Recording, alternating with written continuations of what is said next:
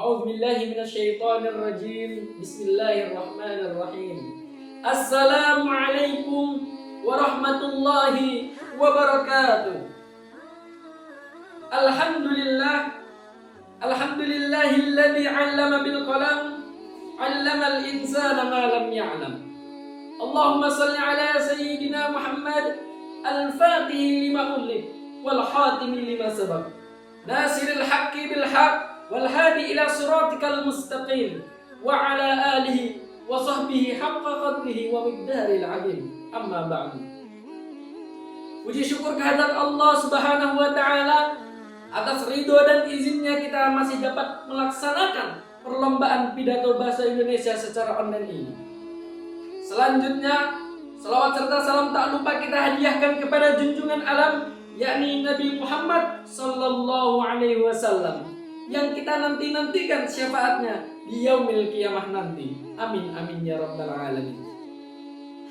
Yang saya hormati Dewan Juri yang bijaksana dalam mengambil keputusan, yang saya hormati panitia pelaksana perlombaan IKAA, dan tak lupa teman-temanku yang saya cintai dan saya banggakan.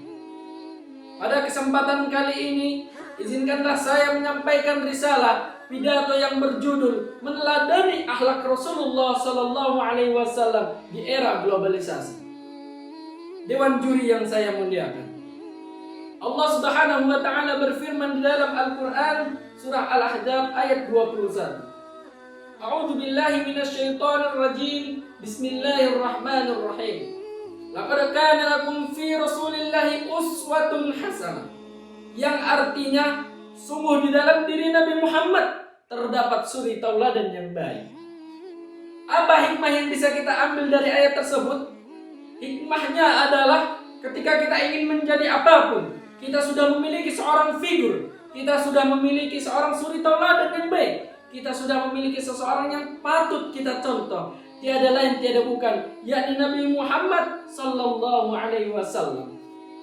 Tetapi realitanya pada zaman sekarang ini, pada zaman era globalisasi ini, banyak sekali pemuda-pemuda yang sudah tidak mengidolakan nabinya, yang sudah tidak mengidolakan Nabi Muhammad sallallahu alaihi wasallam.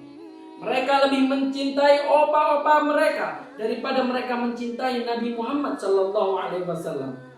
Banyak guru-guru yang lalai pada anak muridnya, dan juga banyak orang tua yang lalai kepada anaknya.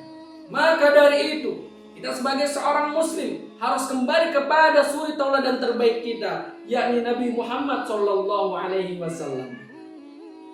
Dewan Juri yang saya muliakan, salah satu tujuan Allah Subhanahu wa taala menurunkan Nabi Muhammad sallallahu alaihi wasallam di muka bumi ini tiada lain tiada bukan untuk menyempurnakan akhlak umatnya. Rasulullah sallallahu alaihi wasallam bersabda, "Innama bu'istu liutamima makarimal akhlak." Yang artinya sesungguhnya Rasulullah sallallahu alaihi wasallam diutus di muka bumi ini untuk menyempurnakan akhlak. Karena akhlak adalah sebagai mahkota yang dapat membedakan antara manusia dengan makhluk lainnya. Kesabaran adalah salah satu akhlak Rasulullah sallallahu alaihi wasallam yang patut kita contoh di era globalisasi seperti ini. Sabar adalah suatu kalimat yang mudah kita ucapkan, namun sulit untuk kita terapkan di dalam kehidupan. Kita sebagai penuntut ilmu juga dituntut untuk bersabar. Mengapa kita dituntut untuk bersabar? Karena Imam Zarnuji dalam kitab Ta'lim Ta'limnya pernah mengatakan, "Ala la tanalul ilma illa bisittatin." Pada kalimat ini menggunakan kata illah, yang mana seorang penuntut ilmu tidak akan bisa mencapai keberhasilan dalam menuntut ilmu kecuali dengan 6 perkara. Zakain, wa hirsin, wastibarin, wa bulghatin, wa irsyadi ustazin, wa tuli zaman. Salah satu dari 6 perkara tersebut adalah lamanya maksa kita belajar. Maka disitulah kita dituntut untuk bersabar. Imam Syafi'i pernah berkata di dalam syairnya, "Barang siapa yang tidak bersabar, barang siapa yang tidak kuat menahan letihnya belajar, maka dia harus siap untuk menahan pahitnya kebodohan." Dewan Juri yang saya muliakan, di era globalisasi seperti ini, realitanya banyak sekali orang-orang yang secara dadakan ilmunya hanyalah instan, yang mereka belajar tanpa mengetahui siapa gurunya, yang mereka belajar tidak mengetahui bagaimana manhajnya, tetapi mereka mengakui bahwa diri mereka adalah seorang ulama.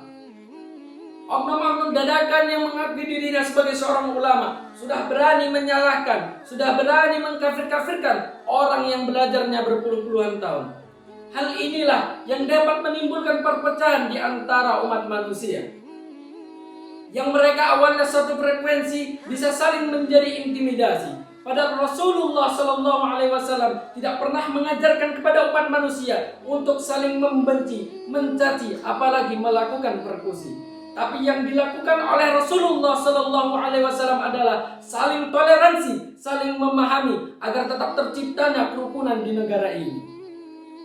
Dewan juri yang saya muliakan, maka dari itu kita sebagai thalabul ilmi, sebagai Azhari, mari kita mencari ilmu yang sebanyak-banyaknya.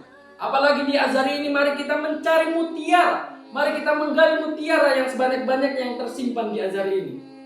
Semoga dengan kita meneladani akhlak Rasulullah SAW, kelak di yaumil qiyamah kita diakui sebagai umatnya dan mendapatkan syafaatnya. Mungkin cukup sekian pidato yang dapat saya sampaikan. Kurang lebihnya saya mohon maaf. Wabillahi taufiq wal hidayah. Wassalamualaikum warahmatullahi wabarakatuh.